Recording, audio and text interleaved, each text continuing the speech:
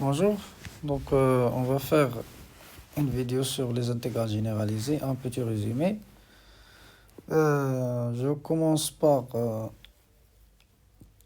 rappel et faire la différence entre ce qu'on faisait avant. Donc avant, on calcule l'intégrale pour une fonction continue sur un intervalle fermé, borné de ce type AB. Maintenant, on va considérer une fonction qui est continue sur un intervalle AB, mais ouvert côté A, c'est-à-dire qu'il n'est pas défini en A. Donc dans ce cas, f n'est pas défini en 0. On parle de l'intégrale généralisée de a à b de f de x dx. On dit qu'on a un point problématique en A. Et il s'agit de déterminer est-ce que c'est intégrale convergente ou divergente. Ici, c'est A qui va contrôler le truc.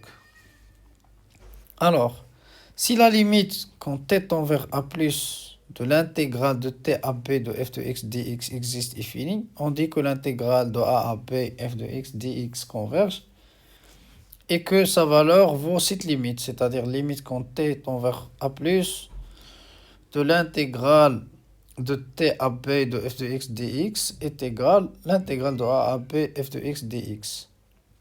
Bien sûr, c'est une valeur qui appartient à R. Donc, on va envisager deux types. Donc, ça, c'est le premier terme. Le deuxième type, on suppose que f continue sur un intervalle de type A plus l'infini, c'est-à-dire fermé côté A et ouvert de côté plus l'infini, un intervalle qui n'est pas borné. Donc, ici aussi, on n'est pas dans le cadre d'un segment. Donc, on a un point problématique en plus l'infini. On parle de l'intégrale généralisée de a à plus l'infini de f de x dx. On dit qu'on a un point problématique, c'est l'infini. L'infini, c'est toujours un point problématique. Donc, on va envisager deux types. Soit la fonction n'est pas définie à l'extrémité, comme ce qu'on avait ici en A, soit on a l'infini. De même, si limite quand t tend vers plus l'infini, intégrale de a à t f de x dx existe et finie, on dit que l'intégrale de a à plus l'infini f de x dx converge et que limite f de x dx. Remarque, soit f, une fonction continue sur un intervalle ouvert AB, ici un point appartient à l'intervalle AB. Alors l'intégrale généralisée de a à b f de x dx, ici on a deux points problématiques, c'est a et b, parce que la fonction n'est pas définie en a et en b, est égale à l'intégrale de a à c f de x dx plus l'intégrale de c à b f de x dx. Et donc, pour étudier la convergence de cette intégrale, on va étudier la convergence des deux intégrales. Pour étudier la convergence de f sur cet intervalle, on va étudier la convergence de f sur l'intervalle AC et CB, c'est-à-dire en A et en B. Autre remarque, si l'intégrale de A à B de la valeur absolue de f dx converge, alors l'intégrale de a à b de f de x dx converge. Si on a f, l'intégrale généralisée de la valeur absolue de f converge, on dit que l'intégrale converge absolument, ou bien absolument convergente. Exemple, donc je prends i, l'intégrale de 0 à 1 f de 1 sur racine de x dx. Donc on veut étudier la nature de cette intégrale et calculer sa valeur si elle est convergente. On va utiliser la définition. On va directement calculer la limite quand t tend vers 0 de l'intégrale de t à 1 sur racine de x dx. Fait limite quand t tend vers 0 de 2 racines de x crochet t1. Or, ça c'est 2. Donc ça c'est quoi? Égal, limite quand t tend vers 0 de 2 racines de 1, ça fait 2, moins 2 racine de t. Et lorsque t tend vers 0, ça fait 2. Donc, I, l'intégrale, est convergente et que sa valeur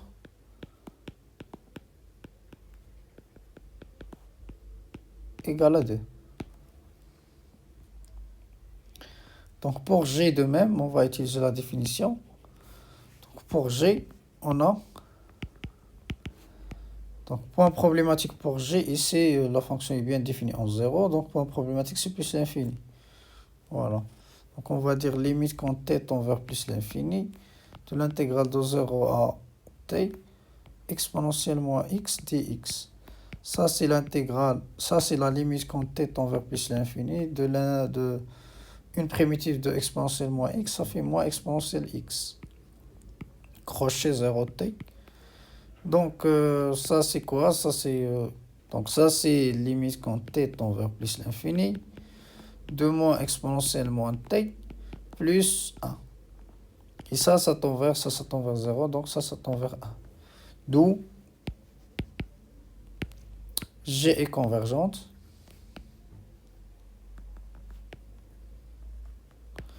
Et sa valeur est G égale à 1. L'intégrale de 0 plus l'infini de exponentielle moins x dx égale à 1. Alors pour K, l'intégrale de 1 à plus l'infini 1 sur x carré dx. Donc avant de déterminer la nature de l'intégrale, est-ce qu'elle est convergente ou divergente, il faut déterminer d'abord les points problématiques. Par exemple, ici c'est plus l'infini parce que l'infini c'est toujours point problématique. Donc comme tout à l'heure, on va dire on a limite quand t tend vers plus l'infini de l'intégrale de 1 à t de 1 sur x carré dx. Ça c'est la limite quand t tend vers plus l'infini. On peut déterminer une primitive de 1 sur x au carré, ça fait moins 1 sur x, crochet 1t. Et ça c'est limite quand t tend vers plus l'infini de moins 1 sur t plus 1 sur 1. Donc ça fait 1. D'où K est convergente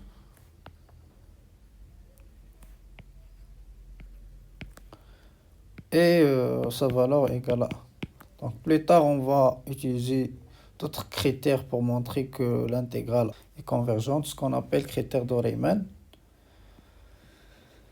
Voilà, donc qu'est-ce qu'il dit critère de Riemann? 1 sur x puissance alpha, l'intégrale de 1 à plus l'infini de 1 sur x puissance alpha dx converge si seulement si alpha supérieur strictement à 1. C'est-à-dire il converge lorsque alpha supérieur strictement à 1 et lorsque alpha inférieur ou égal à 1 et diverge.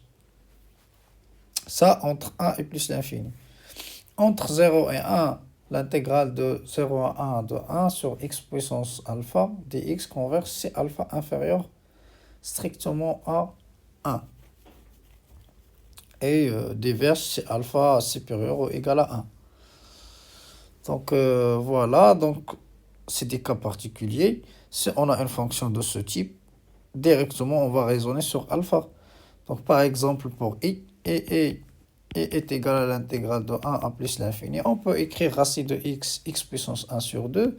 Donc ça sera x fois x puissance 1 sur 2 dx. Ça c'est l'intégrale de 1 à plus l'infini de 1 sur x puissance 3 sur 2 dx. Donc il est de type Riemann. Donc est convergente car alpha égale à 3 sur 2 supérieur strictement à 1. Donc voilà, dès qu'on a alpha supérieur strictement à 1, l'intégrale de 1 à plus l'infini de 1 sur x puissance alpha dx converge. Alors, si on veut calculer la valeur de i, on va dire i égale limite quand t tend vers plus l'infini de l'intégrale de 1 à t de 1 sur x puissance 3 sur 2 dx. Et ça, c'est limite quand t tend vers plus l'infini. On peut déterminer une primitive facilement. ça sera 1 sur 1 moins 3 sur 2 fois x puissance 1 moins 3 sur 2. Crochet 1t. Et ça, c'est la limite quand t tend vers plus l'infini de... Ça sera moins 1 demi, ça sera moins 2 fois... Ici, ça sera x puissance 1 sur racine de x. C'est-à-dire 1 sur racine de t moins 1. Et ça tend vers 2. Donc, i égale à 2. Pour g, donc on a l'intégrale de 0 à 3 de 1 sur racine de x dx. Bon, ici, le point problématique, c'est 0. Bon, pas besoin parce qu'il est de type Riemann. Donc, on va dire c'est l'intégrale de 0 à 3 de 1 sur x puissance 1 sur 2 dx. Converge, ou bien convergente, l'intégrale est convergente, car ça correspond à Riemann, alpha égale à 1 sur 2, inférieur à 1. Par Riemann. Riemann, on a dit que, bien sûr, ça c'est l'intégrale de 0 à 1 de 1 sur x puissance 1 sur 2 dx, plus l'intégrale de 1 à 3, 1 sur x puissance 1 sur 2 dx. Cette intégrale est simple, la fonction elle est bien continue sur le segment 1, 3. Cette intégrale qui est généralisée, elle est de type Riemann, donc elle est convergente. Parce que alpha égale à 1 sur 2 inférieur à 1 et on est entre 0 et 1. Lorsqu'on est en 0 et 1, alpha doit être inférieur strictement à 1 pour garantir la convergence. Voilà, si on veut calculer sa valeur, donc g égale à limite quand t tend vers 0 plus exactement l'intégrale de t à 3, 1 sur racine de x dx. Et ça, c'est limite quand t tend vers 0 plus de 2 racines de x, crochet t3, ça c'est égal, limite quand t tend vers 0 plus, 2 racines de 3 moins 2 racines de t. Et ça, c'est 2 racines de 3. D'où l'intégrale de 0 à 3 de 1 sur racine de x dx égale à 2 racines de 3. Pour k, donc k est égal à l'intégrale de 0 plus l'infini de 1 sur x puissance 3 dx. Ça, c'est l'intégrale de 0 à 1 sur x puissance 3 dx, plus l'intégrale de 1 à plus l'infini de 1 sur x puissance 3 dx. Cette intégrale-là converge par Riemann, parce que alpha égale à 3 supérieur strictement 1. Celui-là diverge, car alpha égale à 3 supérieur strictement 1. Entre 0 et 1, alpha, on a dit, doit être inférieur strictement à 1. Donc, k est divergente. Ou l'intégrale a diverge. Parce qu'il est égal à intégrale divergente. En général, 1 sur x puissance alpha n'est jamais convergente entre 0 et plus l'infini, quel que soit alpha. Autre critère de convergence, critère de comparaison, soit f et g, deux fonctions continues sur l'intervalle AB fermé côté A et ouvert côté B, tel que, quel que soit x dans l'intervalle AB, f de x entre 0 et g de x. Alors dans ce cas, on a deux résultats. Si l'intégrale sur AB de f diverge, alors l'intégrale sur AB de dg diverge aussi.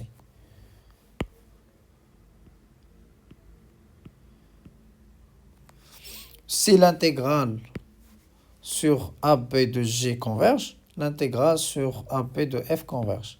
Donc si l'intégrale de celle à gauche diverge, celle à droite diverge. Si l'intégrale de celle à droite converge, l'intégrale de celle qui est à gauche converge.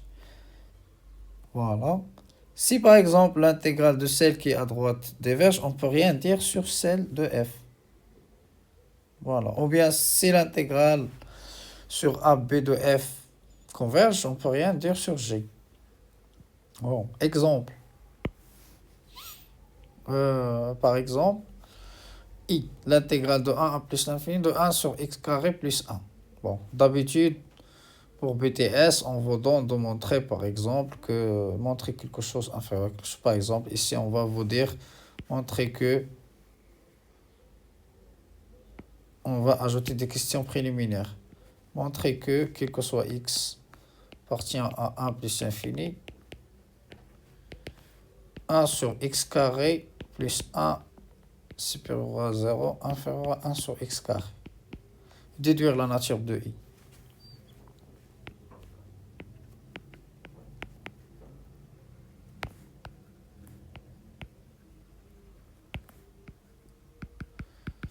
Donc, comment on fait? Donc, on va dire soit x dans 1 plus l'infini. On sait que x au carré inférieur ou égal à x au carré plus 1 supérieur ou égal à 0. Supérieur strictement même à 0. Donc, je vais faire l'inverse. Je vais mettre l'inverse. Donc, 1 sur x au carré plus 1 inférieur ou égal à 1 sur x au carré. Et bien sûr, supérieur strictement même à 0. Donc, on a bien montré que g de x supérieur à f de x supérieur à 0. On va montrer que l'intégrale de 1 à plus l'infini de f de x dx converge. Bon, je vais voir l'intégrale de 1 à plus l'infini de g de x. Donc on va dire on a ça. Donc on a ça. Or, l'intégrale de 1 à plus l'infini de 1 sur x au carré dx converge par Riemann. Parce qu'il est de type Riemann, alpha égale à 2, c'est plus strictement à 1 et on est entre 1 et plus l'infini. Donc, et convergente. Voilà. Donc, j'ai trouvé un g tel que son intégrale est convergente et qui est supérieur à f, qui est elle-même supérieure à 0. Autre théorème, soit f et g de fonctions continues sur l'intervalle AB fermé côté A, ouvert côté B, donc point problématique c'est P, tel que G garde signe constant, c'est-à-dire soit positif, soit négatif. On suppose que les deux fonctions sont équivalentes en B moins exactement. C'est-à-dire que limite de f de x sur g de x est égale à 1. Alors, les deux intégrales sont de même nature. Soit les deux sont convergentes, soit les deux sont divergentes. Autre propriété, c'est f de x négligeable devant g de x en B moins. Alors, négligeable, ça veut dire que f de x sur g de x tend vers 0 lorsque x tend vers B. Celle-là sur celle-là tend vers 0 lorsque x tend vers ça. Alors, ici, on a deux résultats. Si l'intégrale de a à b de g de x converge, celle qui est à l'intérieur converge, alors l'intégrale sur AB de f de x converge. Si l'inverse, si celle à gauche f de x diverge, l'intégrale sur AB toujours, alors l'intégrale sur AB de g de x aussi diverge. Donc par exemple ici, on peut vous dire que, par exemple, montrer que exponentiellement x au carré est égal petit o de 1 sur x au carré, en plus l'infini. Déduire i.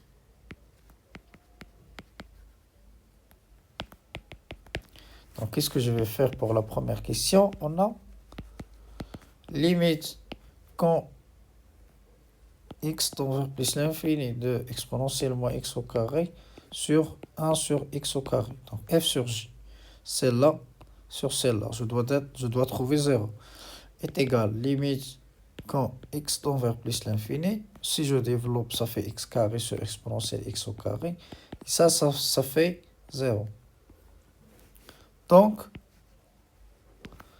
exponentiellement x au carré est égal à petit o de 1 sur x au carré, en plus l'infini, bien sûr. Or, l'intégrale de 1 en plus l'infini de exponentielle 1 sur x au carré dx converge. Parce que ça correspond à Riemann toujours. Alpha égale à 2, supérieur à 1. Et bien sûr, 1 sur x au carré garde un signe constant sur 1 plus l'infini. Et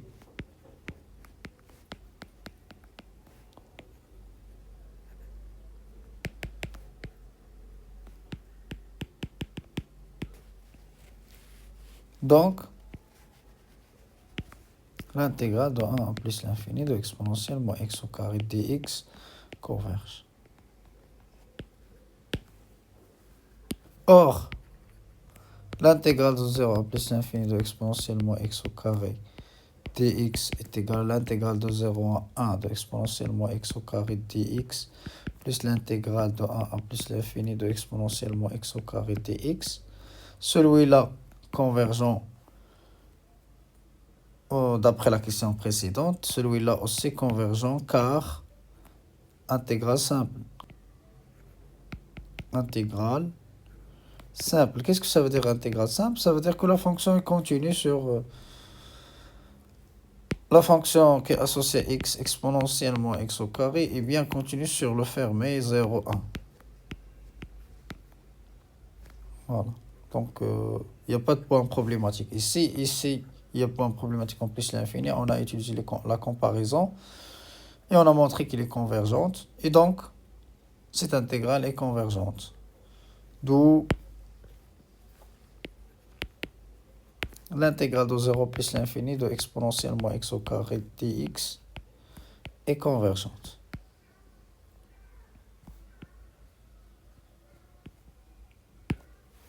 Voilà. Pour g, l'intégrale de 1 sur t racine de t carré plus 1 dt. Ici, je vais ajouter aussi des questions préliminaires. On va vous demander de montrer par exemple que 1 sur t racine de t carré plus 1 est équivalence en plus l'infini à 1 sur t carré. Et déduire g. Voilà, donc qu'est-ce que je vais faire? Je vais dire, on a limite quand t tend vers plus l'infini de... Donc pour montrer que f est équivalent à g, on montre que l'un sur l'autre tend vers 1. Donc 1 sur t racine de t carré plus 1 sur 1 sur t carré égale à limite quand t tend vers plus l'infini de t carré sur t racine de t carré plus 1. Et ça, si je développe tout ça, ça fait bien sûr 1. Donc, 1 sur t carré sur t racine de t carré plus 1 est équivalent en plus l'infini de 1 sur t carré. Or, la fonction qui est associée à t, 1 sur t carré de signe constant,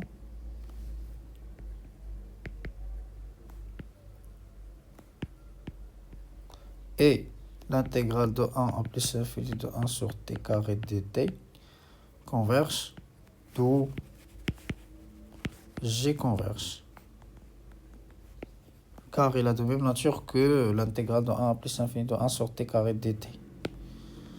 Parce que les deux fonctions ici sont équivalentes. Voilà, c'est exactement ce qu'on a dit ici. Théorème de changement de variable. Soit f une fonction de AB vers R continu. On suppose que, par exemple, les points problématiques en A et en B, on cherche la nature de l'intégrale de A à B f de x dx. Est-ce qu'il est convergente ou divergente? Si on effectue un changement de variable, t égale à phi de x, alors l'intégrale de A à B f de x dx et la nouvelle intégrale de alpha à bêta f rang phi de x fois phi prime de x dx après changement de variable et avant changement de variable sont de même nature. Donc voilà, par exemple, Bien sûr, les bornes ne sont pas les mêmes. Par exemple, pour i.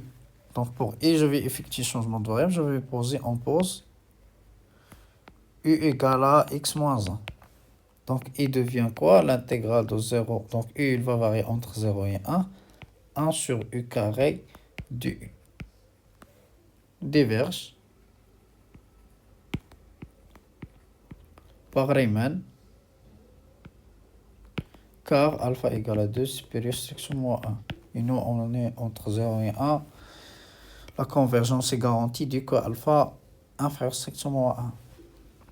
Compose u égale à x moins 2. Donc, ça sera racine de u. Et ça converge.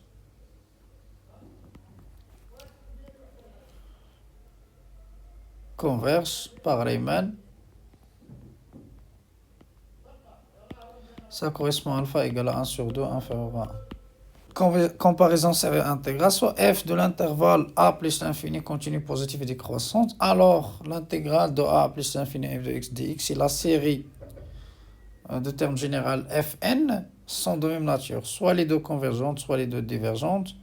Exemple, donc 1 sur 1 plus x au carré dx.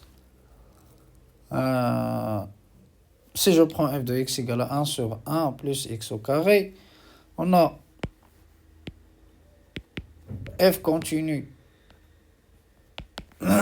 sur 1 plus l'infini, positive, décroissante. Donc, l'intégrale de 1 à plus l'infini de 1 sur 1 plus x au carré dx qu'on peut calculer facilement, parce que ça c'est primitive de 1 sur 1 plus x au carré, c'est arctangent de x, est de même nature que la série de termes générale 1 sur... Or, 1 sur 1 plus n au carré est équivalente en plus infini de 1 sur n au carré et la série de termes générale 1 sur n au carré converge. On obtient la série de termes générale 1 sur 1 n au carré converge. D'où l'intégrale de 1 à plus l'infini de 1 sur 1 plus x au carré dx converge. On peut montrer que sa valeur est égale à pi sur 4 qu'on a déjà fait dans l'autre vidéo sur les séries numériques. Autre exercice de type examen BTS. Donc par exemple, soit f de x est égal à l'intégrale de a à x ln de t carré plus 1 sur t carré dt. Donc calculer f de x. Deuxième question, déduire la nature de l'intégrale de 1 à plus l'infini de ln de t carré plus 1 sur t carré dx. Donc il est clair qu'on va utiliser la définition. Donc il est clair que cette intégrale n'est autre que la limite de grand f de x à l'infini. Donc je vais utiliser intégration par partie. On pose u est égal à ln de t carré plus 1. V égale à V' égale à 1 sur t carré. Donc je peux dire que U' c'est 2t sur t carré plus 1. Et V je peux prendre 1 sur t. Donc f de x égale à crochet UV. Ça veut dire ln de t carré plus 1 sur t entre 1 et x. Moins, ici il y aura un moins, donc ce sera plus intégrale de 1 à x de 2 sur t carré plus 1. C'est ce qu'il va rester parce qu'on va simplifier t avec t. dt. Limite, ça c'est ln de x au carré plus 1 sur x moins ln de 2 plus l'intégrale de 1 plus 2 l'intégrale de 1 à x 1 sur t carré plus 1 dt. 1 sur t carré plus 1, c'est une primitive de cette fonction, c'est arctangente de t. Donc ça fait ln de x carré plus 1 sur x moins ln de 2 moins ou bien plus 2 arctangentes de x entre arctangente de t, pardon, entre 1 et x. Et ça, c'est ln de x carré plus 1 sur x moins ln de 2 plus 2 arctangentes de x moins 2 arctangentes de 1. Arctangente de 1, c'est pi sur 4, parce que tangente de pi sur 4 égale à 1. Donc pi sur 4 fois 2, ça fait pi sur 2. Voilà, voilà. Deuxième question. On a limite quand x tend vers plus l'infini de f de x. C'est quoi? C'est la limite quand x tend vers plus l'infini de l'intégrale de 1 à x ln de t carré plus 1 sur t carré dt. Donc si cette limite existe et finie, l'intégrale est convergente. Or, on a déjà calculé f de x en fonction de x. Si x tend vers plus l'infini, ça tend vers 0. Ça tend vers arctangente de x tend vers pi sur 2. Voilà. Donc, si je remplace cette expression, ça c'est 0. Il va rester moins ln de 2 plus 2 arctangente. Bon, arctangente plus 2 fois arctangente, il va tendre vers pi sur 2 moins pi sur 2. Et donc, ça sera quoi? Ça sera pi moins pi sur 2, ça fait pi sur 2. Donc, ça sera pi sur 2 moins ln de 2. Donc, notre intégrale de 1 à plus l'infini ln de x t carré plus 1 sur t carré dt converge et vaut pi sur 2 moins ln de 2. Voilà. Voilà, et c'est terminé.